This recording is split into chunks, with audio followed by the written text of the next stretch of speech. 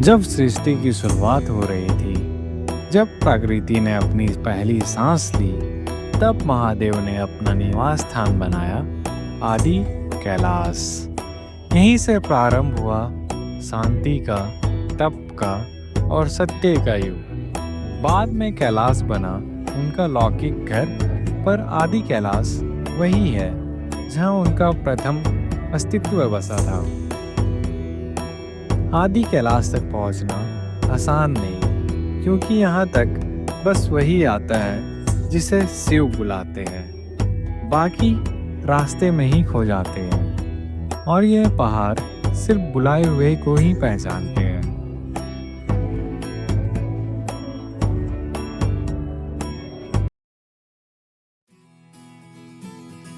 हमारी आदि कैलाश और ओम पर्वत की यात्रा की शुरुआत होती है भुवनेश्वर से, जहाँ से हमें फ्लाइट से निकलना रहता है दिल्ली के लिए, और फिर दिल्ली से ही हमारी बस रहती है रात में हल्द्वानी के लिए।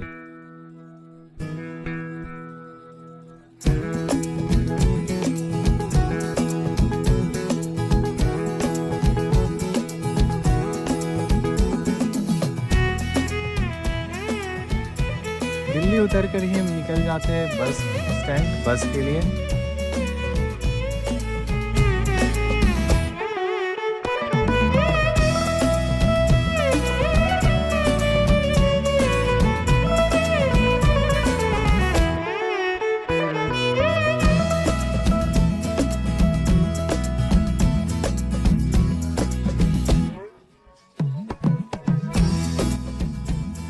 फिर सुबह सुबह हल्द्वानी पहुंचकर हम पहले चले जाते हैं पेट पूजा करने, क्योंकि पहले पेट पूजा फिर काम दूजा। हमने पहले से कोई भी बाइक की बुकिंग नहीं की हुई थी, और उस दिन था शनिवार, तो ज़्यादातर दुकानों की सारी गाड़ियाँ पहले ही ख़त्म हो चुकी थी, क्योंकि लोग शनिवार और संडे को नैनीताल भीमताल जैसी जगहों पे घूमने के लिए चले जाते हैं। फिर कुछ देर और खोजने के बाद हमें मिली एक एक्सपल, तो हमने वही एक्सपल्स को लिया। फिर अपना सारा सामान गाड़ी में बांधकर हम निकल पड़े आगे के सफ़र के लिए। हमारा रास्ता सिंपल सा था। हल्द्वानी से पिथौरागढ़ पहले दिन, दूसरे दिन पिथौरागढ़ से गुंजी या नाभी गांव, तीसरे दिन नाभी से आदि कैलाश, और फिर नाभी में आके वापस से रुकना था। चौथे दिन नाभी से ओम पर्वत के दर्शन करके वापस से धारचूला के लिए निकल जाना था, और पांचवें दिन अल्मोड़ा, और छठे दिन वापस हल्द्वानी पहुंचना था। हमने पिथौरागढ़ जाने के लिए लोहा घाट वाला रास्ता लिया था, क्योंकि शनिवार होने के कारण नैनीताल वाले रास्ते में काफ़ी भीड़ रहती है। लोग शनिवार संडे नैनीताल भीमताल जैसी जगहों पर चले जाते हैं, जिससे वहाँ की सड़कों पर बहुत भीड़ रहती है। तो इसी भीड़ से बचने के लिए हमने दूसरा रास्ता लिया था। रास्ते में काफ़ी गर्मी थी, तो कई जगहों पर लोग ठंडी शरबत बांट रहे थे, जिसको पीकर हम आगे बढ़ते जा रहे थे। फिर हमें पता चला कि यहीं पर सिख भाइयों का एक पवित्र तीर्थ स्थल भी है, जहां खुद गुरु नानक देव जी अपनी एक यात्रा के दौरान आए थे। तो बस फिर क्या था, हमने भी अपनी गाड़ी का स्पीड तेज की और पहुंच गए नानक मत्ता।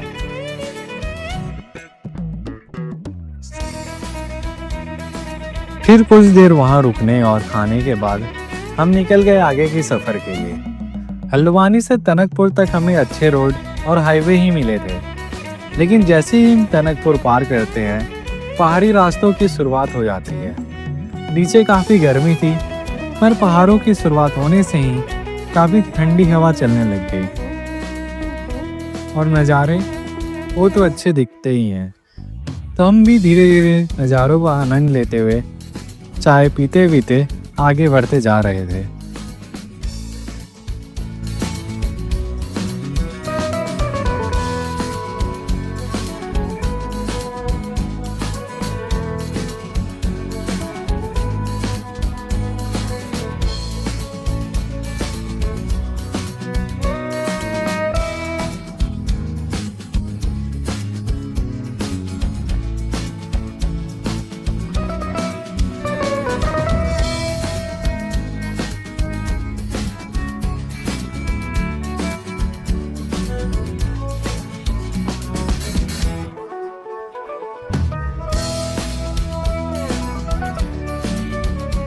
हमने जैसे ही चंपावत पार किया वैसे ही हमारी गाड़ी में दिक्कत आनी चालू हो गई। गाड़ी अपने आप चलते बंद होने लग गई और कुछ दूर जाने के बाद पूरी तरह से ही बंद हो गई, वो भी जंगल के बीचों बीच।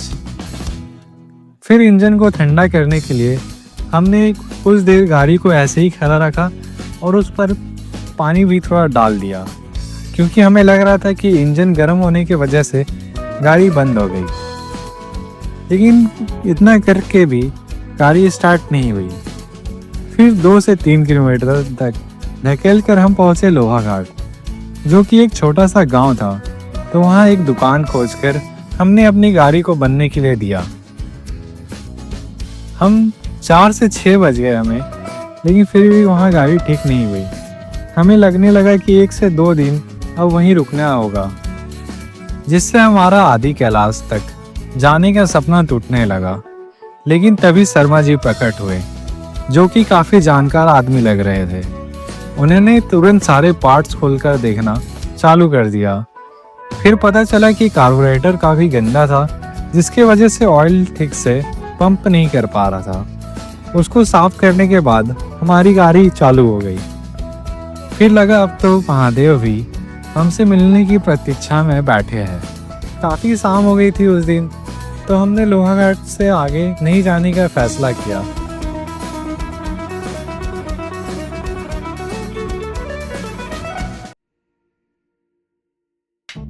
अगली सुबह 5 बजे उठकर फिर 5:30 बजे तक फ्रेश होकर हम निकल जाते हैं आगे की सफर के लिए।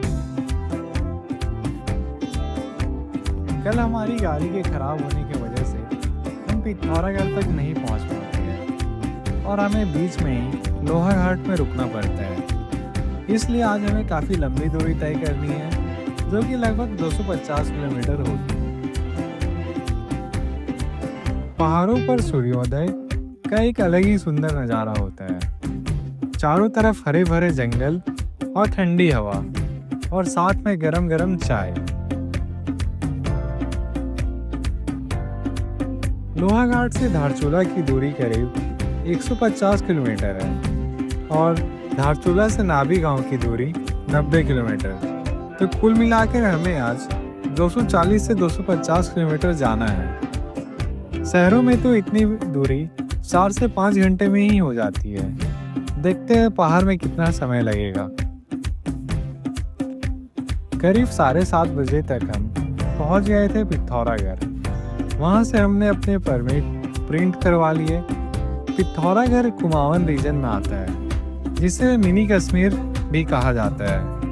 यह शहर सौर वैली में बसा एक खूबसूरत शहर है। मौसम काफ़ी अच्छा था आज का, ना ज़्यादा धूप थी और ना ही बारिश। रास्ते में के बीच कई मंदिर भी आ रहे थे और हम हाथ जोड़ते हुए आगे की ओर बढ़ते जा रहे थे।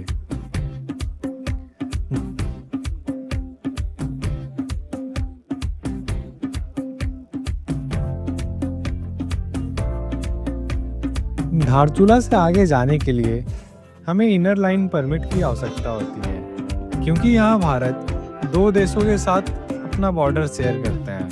पहला है नेपाल और दूसरा है चीन। कई जगहों पर परमिट चेक होते हैं। अगर आपके पास परमिट नहीं है तो आप आगे नहीं जा सकते।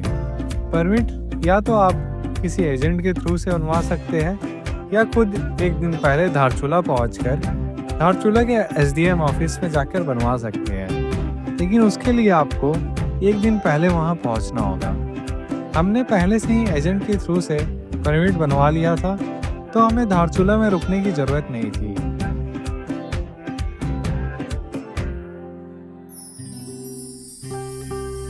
धारचूला पहुंचने से कुछ किलोमीटर पहले सड़क की कंडीशन थोड़ी खराब होने लग गई। वही आगे एक पेट्रोल पंप आएगा, जो कि भारत का आखिरी पेट्रोल पंप है। इसके बाद आपको कहीं भी पेट्रोल नहीं मिलेगा, इसलिए आप यहीं से अपने बाइक की टंकी फुल करवा लें और कुछ बोतल या गैलन है तो उसमें भी फिल करवा लें। वैसे ज़्यादा दिक्कत की बात नहीं है, क्योंकि गुंजी और नाभी गांव में भी आपको पेट्रोल मिल सकता है, बस पैसे ज़्यादा लगेंगे।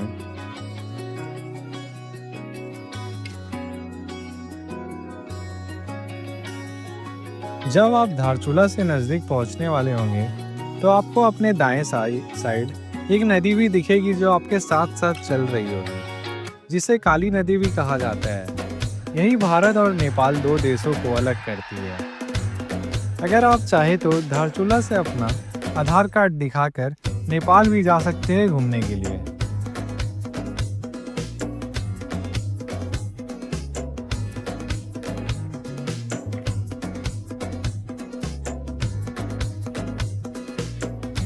हमने पहले से ही परमिट बनवा लिए थे, इसलिए हमें धारचूला में रुकने की कोई भी आवश्यकता नहीं थी, तो हम सीधे चले गए नाभी गांव वाले रास्ते में। धारचूला से नाभी गांव करीब 80 से 90 किलोमीटर ही है, पर यहाँ से आगे के रास्ते काफी खतरनाक है। कुछ दूर ही आगे जाने पर एक सुंदर वाटरफॉल दिखाई देता है, जिसकी ऊंचाई लगभग काफी अधिक थी, तो हमने भी वहाँ कुछ फोटो और वीडियो लेकर तैयार थे आगे के सफर के लिए, क्योंकि शुरुआत में ही इतनी सुंदर जगह है तो आगे और क्या क्या छुपा होगा।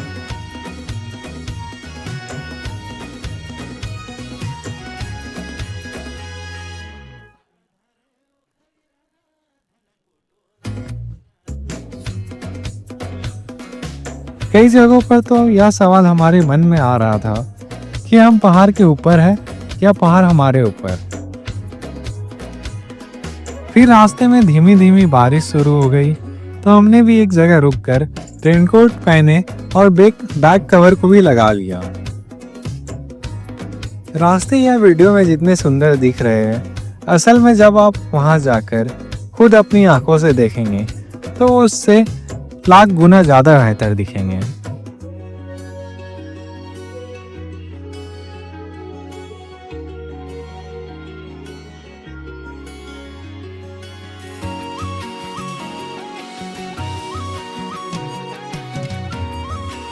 अपने बगल में जो काली नदी अभी चल रही है, इसी को फॉलो करते करते हम नाभी गांव तक भी पहुंच जाएंगे। यहाँ सड़कों का निर्माण कार्य चल रहा है अभी, इसलिए कई जगहों पर रोड ब्लॉक कर दिए जाते हैं थोड़ी थोड़ी देर के लिए ही।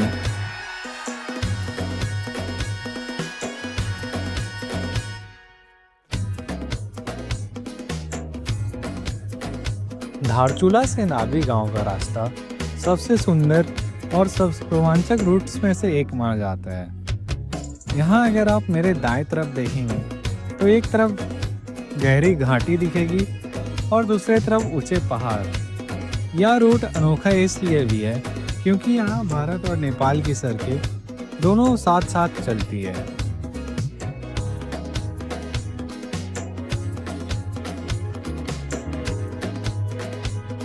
यहाँ हमारा पहला चेक पोस्ट आता है, जहाँ अपने परमिट दिखाकर हम आगे के लिए निकल जाते हैं। चेक पोस्ट के बाद से गुंजी गांव करीब 10 से 15 किलोमीटर ही दूर होगा, लेकिन यहाँ मिट्टी की सड़कें ही मिलेगी।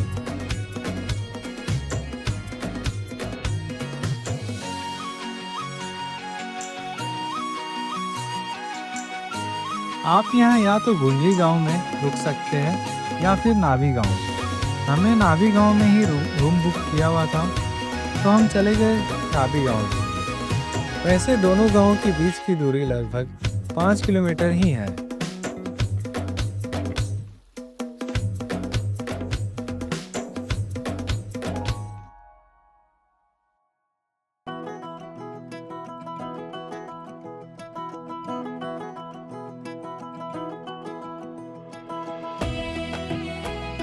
करीब 11 घंटे गाड़ी चलाकर हम पहुंच जाते हैं नाभी गांव। हम जैसे ही शाम में होम स्टे पहुंचते हैं, आंटी जो कि ओनर थी वहां की, हमारे लिए गरम गरम चाय और पापड़ बना के रखे हुए थे। फिर अपना सामान सारा रख कर हम निकल जाते हैं गांव देखने। नाभी गांव से ही आदि कैलाश और ओम पर्वत की यात्रा की शुरुआत आप कर सकते हैं। यह लगभग 12,000 फीट की ऊंचाई पर स्थित है।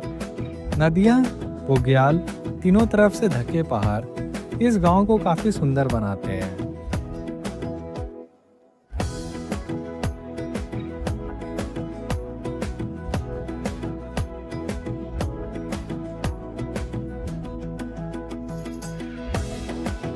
नाभी गांव में काफ़ी सारे होमस्टे हैं और होटल्स भी हैं, तो यहाँ रहने के लिए आपको आसानी से कहीं भी रूम मिल जाएगा।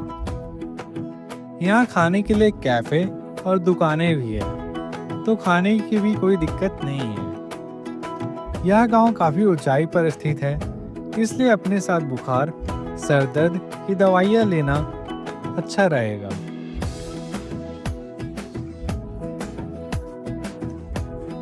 फिर पूरी शाम घूमकर हम अपने होमस्टे में चले जाते हैं, जहां आंटी पहले से ही हमारा इंतजार करते रहती है खाने के लिए। फिर अच्छा खाना खाकर हम चले जाते हैं सोने के लिए, क्योंकि अगले दिन हमें निकलना रहता है आदि कैलाश के लिए।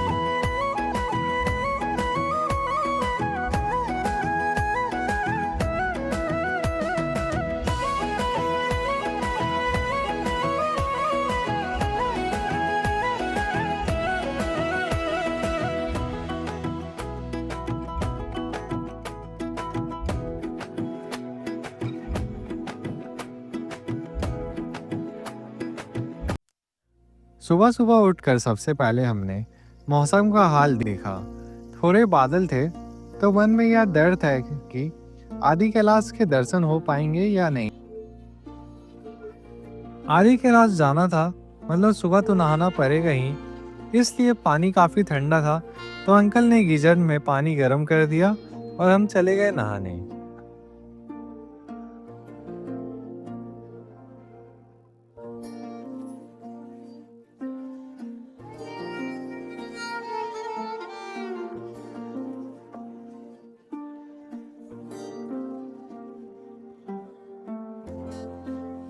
सुबह सुबह बर्फ से ढके पहाड़ और भी ज्यादा सुंदर दिखते हैं। हमारा होमस्टे रास्ते से ऊपर ही था, लेकिन काफी अच्छा था। पहाड़ में अगर आपको कहीं जाना है तो सुबह सुबह ही निकलना चाहिए, नहीं तो फिर जैसे जैसे शाम होने लगती है बारिश का खतरा भी बढ़ता रहता है। फिर जल्दी जल्दी नहाकर हम निकल गए आदि कैलाश के लिए।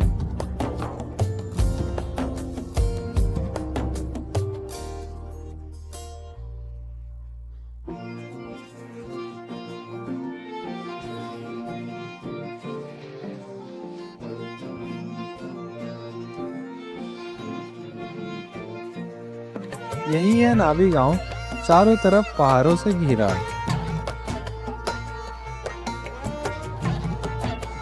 नाभी गांव से आदि कैलाश की दूरी लगभग 30 किलोमीटर ही है, और यहाँ के रास्ते काफी अच्छे हैं। बीच में 3 चेक पोस्ट भी आएंगे, जहाँ आपकी परमिट चेक होगी, उसके बाद ही आपको आगे जाने दिया जाएगा।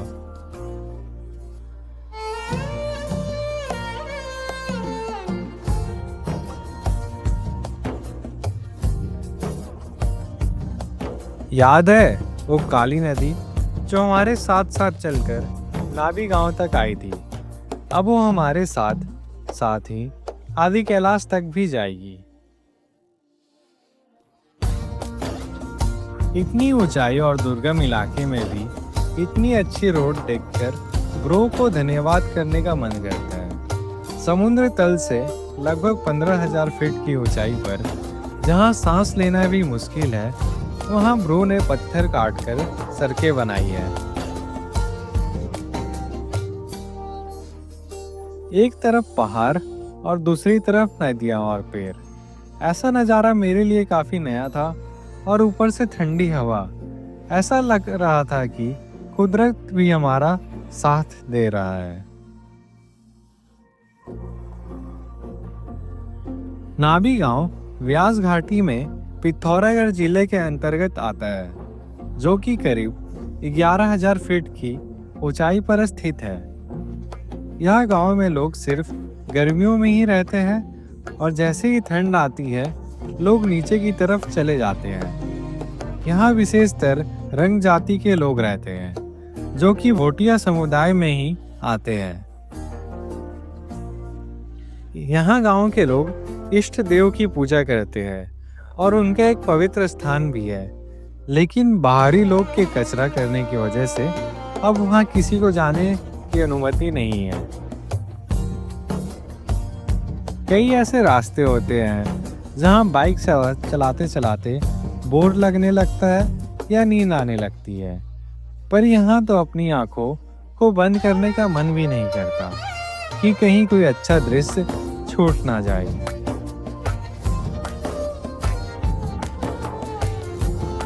चलते चलते हम पहुँचते हैं खूंटी गांव में, जो कि आखिरी गांव है बॉर्डर का।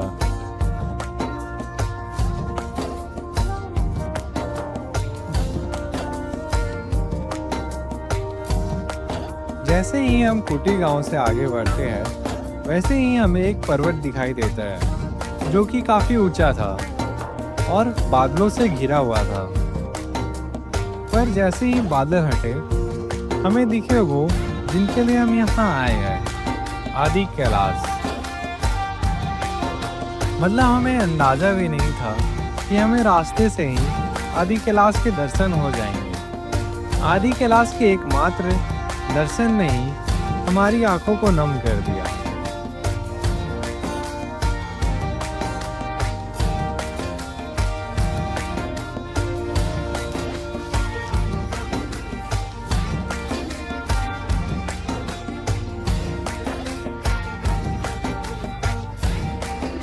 फिर वहां से थोड़ी दूर आगे जाकर ही जोलिंगपोंग नाम की एक जगह आती है, जहाँ से 4-5 किलोमीटर की ट्रैकिंग करनी पड़ती है आदि कैलाश मंदिर तक जाने के लिए।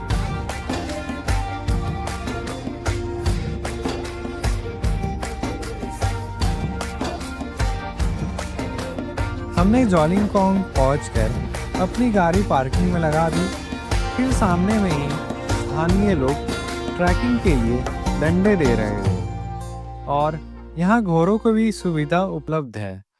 अगर आप ऊपर जाने के लिए असमर्थ है पैदल, तो आप घोड़े में बैठकर भी जा सकते हैं। ट्रैकिंग के लिए एक डंडा लिया जो कि 200 रुपये का था, जिसको वापस करने पर आपको 100 रुपये वापस कर दिए जाएंगे। फिर हमने महादेव का नाम लिया और कर दिया चलना शुरू। आसपास के नज़ारे काफ़ी सुंदर थे और शिव जी और पार्वती जी का निवास स्थान होने के कारण यहाँ से काफ़ी सकारात्मक ऊर्जा हमें महसूस हो रही थी।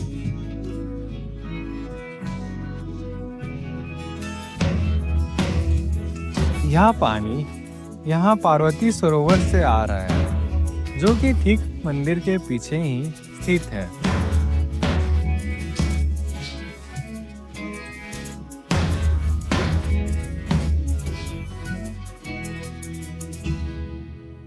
आदि कैलाश का मतलब है कैलाश का प्राचीन रूप। मान्यता यह है कि जब भगवान शिव ने सृष्टि के आरंभ में पृथ्वी पर निवास किया, तो उनका पहला निवास स्थान आदि कैलाश ही था। 4 से 5 किलोमीटर चलकर हम पहुंच जाते हैं आदि कैलाश मंदिर में। इस मंदिर से सामने में ही आदि कैलाश दिखाई देते हैं। मान्यता यह है कि भगवान शिव और पार्वती जी ने यहीं तपस्या और ध्यान किया था। मंदिर के ठीक पीछे पार्वती सरोवर है और मंदिर के आगे विशाल नंदी महाराज बैठे हैं।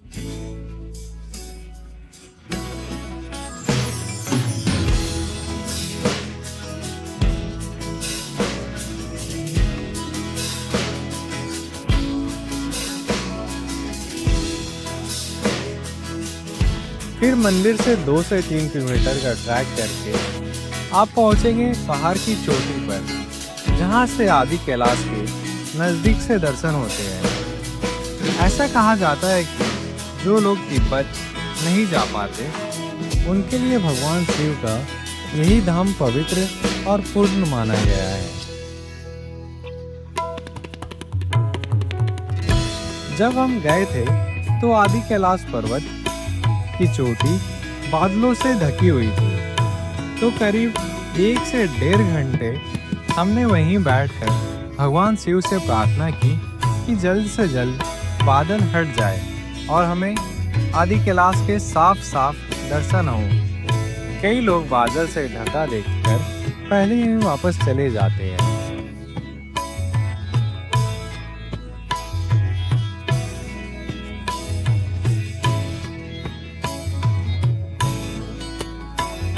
फिर हमारी प्रार्थना को भगवान ने सुन ही लिया और हमें कैलाश की चोटी दिखाई दी।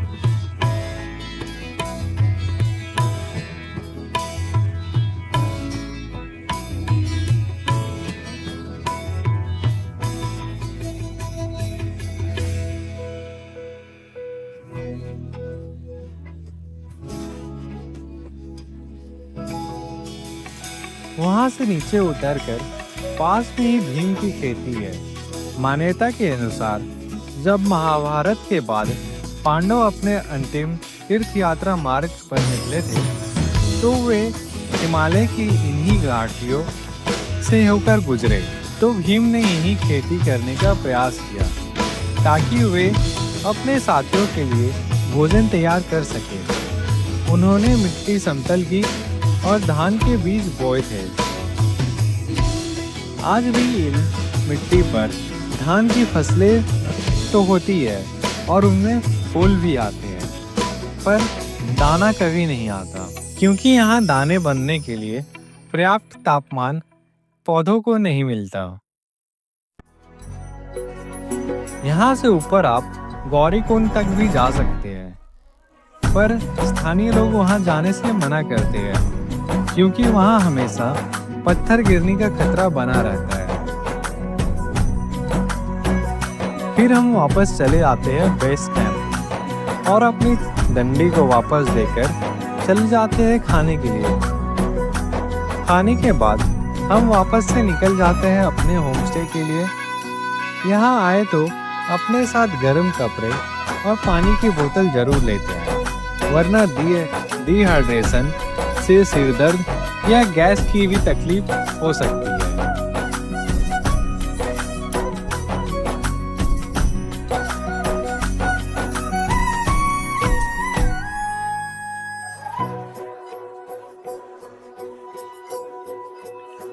फिर होमस्टे वापस आकर हम शाम में फिर से घूमने चले गए और रात में खाने खाकर चले गए सोने, क्योंकि अगले दिन हमें निकलना रहता है ओम पर्वत के लिए।